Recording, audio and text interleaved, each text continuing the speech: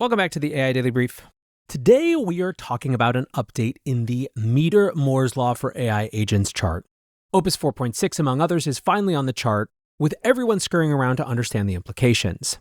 Combined with that, a new research note from Citrini Research, which is rocketing around the pages of X and the internet more broadly, and it's an interesting case study in the moment in which we are in. Now, by way of background, I'm sure at this point that the vast majority of you are familiar with this chart from Metr, the Model Evaluation and Threat Research Lab. The chart comes from a continuous study and shows the longest time horizon tasks an AI agent can handle. It was first released in March of last year, and at the time, Sonnet 3.7 was the most advanced AI model available. Metr conducted their study going all the way back to GPT-2 and found that the time horizon of agentic tasks was reliably doubling roughly every 7 months. That's where the idea of this being a kind of Moore's Law for AI agents came from. That original report even suggested that the speed of improvement was accelerating, with the more recent models at the end of 2024 and early 2025 implying a doubling rate as fast as 3 months. The chart was a huge part of the discourse at the time and became even more significant towards the end of the year as we were overwhelmed by AI bubble talk. Now, as we've discussed, 2025 was the first year that we started to get some wobbles in the AI narrative. It started with the DeepSeek moment, which wiped $600 billion off of NVIDIA's market cap in January. And throughout the year, there was this kind of ping-pong back and forth behind excitement, but also increasing skepticism. Now, one of the flavors of skepticism that is particularly relevant for those proclaiming AI bubbles in the markets had to do with performance plateaus and scaling walls. Basically, the short of it is that if AI actually hit a scaling wall where performance just wasn't really getting better anymore, that would make the bubble idea much more likely. The gist of it is that if AI can't improve from here, how could it possibly hope to justify these huge infrastructure deals that were predicated on the idea that it kept being more and more of a significant force in the economy? This is why by the end of the year, as the bubble narrative took hold, many were calling it the most important chart in the economy. It was in many ways the bulwark holding back the full tide of AI bubble pop narratives. Now, before we dig into the latest findings, it is worth noting a little bit on what the Metr studies actually say and what they do not say. The studies are designed around a set of software engineering tasks ranging from the trivial to the complex. Human engineers were tasked with solving each problem, and their times were used as a benchmark. For example, if a human engineer takes 2 hours to complete a task, that task has a time horizon of 2 hours, regardless of how quickly an AI can complete it.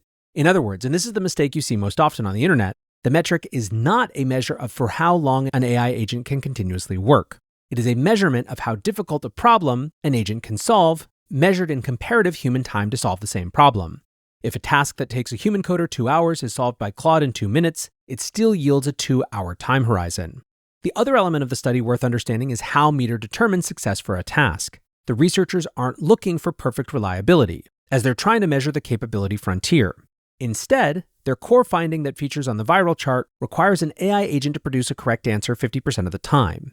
Metr also has a secondary finding that requires an agent to deliver the correct response 80% of the time, which, as you would imagine, results in a much lower time horizon. To avoid saying it every time, whenever I'm referring to time horizon in the Metr report, I am referring to that standard 50% success rate unless I say otherwise. The point is that these metrics aren't about benchmarking the model's ability exactly. They're about showing the relative improvements across model generations. A 50% success rate is never going to be good enough for an AI coding agent in production, but what matters for the benchmark is the consistent measure and the shift over time. Now, with all of that background out of the way, there was a ton of anticipation around the current generation of models.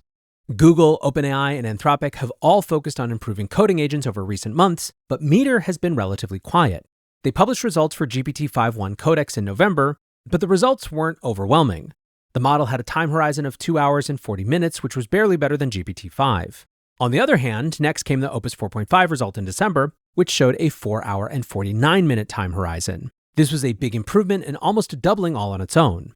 Now, there was a sense that this might be a one-off change due to improvements in the way Anthropic was post-training their models for coding tasks, but obviously the market vindicated their findings. In fact, in January, Swix wrote, "Evals should be validated by vibes. I think not enough people give sufficient credit to Metr for clearly identifying and quantifying the Opus 4.5 outperformance. On paper, GPT-5.2 thinking outperforms Opus 4.5 by 55.6 versus 52% on Sweetbench Pro. In practice, Metr's long evals benchmark, while getting increasingly sparse in the long tail, clearly called out the huge jump that many devs are now experiencing a month later. In fact, it is such an outlier that the curve fit was probably wrong and needs to be restarted as a new epoch."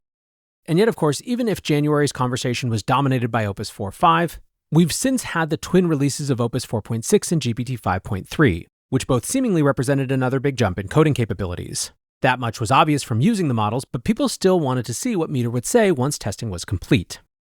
On Friday, Metr released the results for both models simultaneously and showed that model quality is accelerating faster than it ever has before. GPT-5.3 Codex achieved a time horizon of 6.5 hours at 50% completion rate, exceeding Opus 4.5. The results for 4.6 were even more dramatic, achieving a time horizon of around 14.5 hours.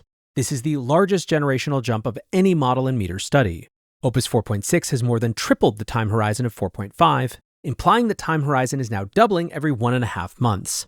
Responses came in fast and furious. Investor Nick Carter wrote, "This is the most important chart in the world, and it's going absolutely ballistic." Even Bernie Sanders mentioned it in a recent talk at Stanford. In fact, the jaws dropped so hard that many people raced to give some caveats. Dean Ball wrote, "For what it's worth, I don't take the Metr chart that's been going around as much of an update. Metr itself has been signaling their decreasing confidence in the benchmark for a while now, both because of saturation and limited long-duration tasks in the benchmark. It's certainly impressive and signals that nothing is decelerating, but I don't see it as strong evidence in and of itself that we are in some radically faster progress regime." Indeed, Metr themselves heavily caveated the results. Codex results, for example, showed some issues with Metr's scaffold. They tested the task set again with OpenAI's scaffold, and while they got similar results, they still found the issues noteworthy enough to point out. For Opus 4.6, Metr noted that their model has basically saturated their task set, leading to some unintuitive results. The upper band of their confidence interval is now 98 hours, practically infinite when it comes to this measurement. You can imagine that their task set has very few tasks that would take a human coder more than 14 hours to complete, so it stands to reason that the benchmark is starting to get a little saturated. Researcher David Reen writes, "Seems like a lot of people are taking this as gospel. When we say the measurement is extremely noisy, we really mean it. Concretely, if the task distribution we're using here was just a tiny bit different, we could have measured a time horizon of 8 hours or 20 hours. Now, overall, Metr says that they are updating their methodology to address the issue, but cautioning then overly focusing on these particular results. I think VC Modino really summed it up when they wrote, "It's possible that 1, there really is something massive happening right now, and the Metr graph really does capture that fact.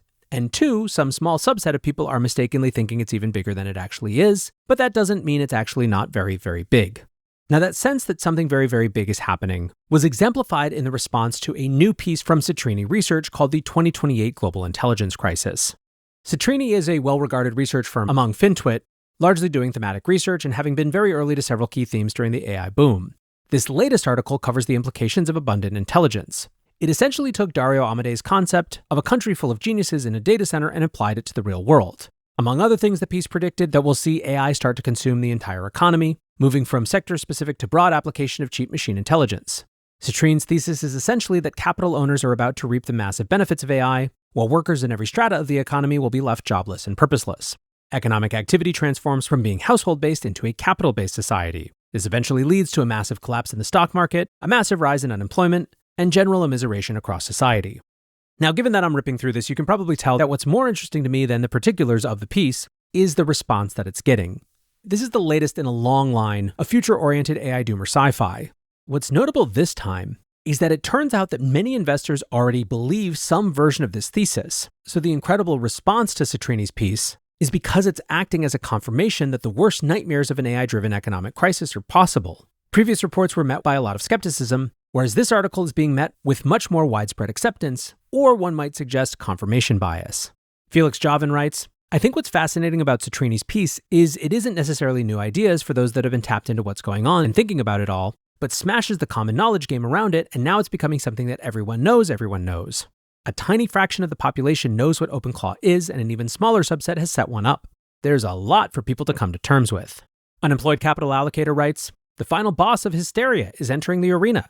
In 2 weeks, it will be all over LinkedIn. In 4 weeks, Wall Street Journal and Financial Times. Every analyst will be typing in unemployment when to the ChatGPT chat box. Citrini will be appointed the AI policy czar. Just remember, it might be peak fear, it might be dumb. Markets are primed to buy it and drive things down. There are no atheists in foxholes." Now, of course, there are plenty of people who took issue with specific parts of this. Dan Hockenmeyer writes, "This piece shows a profound lack of understanding of how marketplaces work and why they are defensible." Quoting from the piece, he says, "A competent developer could deploy a functional competitor in weeks, and dozens did, enticing drivers away from DoorDash and Uber Eats by passing 90 to 95% of the delivery fee through to the driver." Dan picks up, "Anyone could have done that at any time in the last 10 years. Why was no one able to? Because the hard part has nothing to do with building the app or attracting the drivers. The hard part is building a liquid marketplace with all the best supply and a massive series of optimizations and investments to drive down prices and delivery times and drive up reliability and quality. DoorDash and Eats have built this when no one else could, and they will not allow agents to transact on their apps, nor will they have a legal requirement to allow it. But the real story isn't as sensational, so it doesn't get the engagement. Economist Guy Berger writes, "This was an interesting read, but I'm not sure it's internally consistent. One question that comes to mind, those who own the agents, what are they doing with the money they're making? Why isn't that fueling employment, GDP, and stock prices?" Now again, I have a feeling that we're going to be talking about this one more in the weeks to come, so I'm not trying to go fully in depth today. I think what's important here is the way that these individual elements all add up to something more. The story of early 2026 so far is a broad-based sense that, to quote that viral piece from about a week ago, something big is happening. The capability set of the coding models has increased dramatically, which has opened up agents as a real force. Those two things combined have moved the impact of AI and agents from just software engineering to everything else. Markets are starting to reprice things as a consequence, and nothing seems like it's going to slow down at all. And because of that, everyone is trying to figure out what next. Now, I would argue that we are desperately in need of the non-doomer version of the Citrini piece, which is something that I'm trying to work on in the background, so keep an eye out for that. For now, it remains a really interesting anthropological study of the moment that I think can tell us a lot about where general sentiment is. That, however, is going to do it for today's AI Daily Brief. Appreciate you listening or watching, as always, and until next time, peace.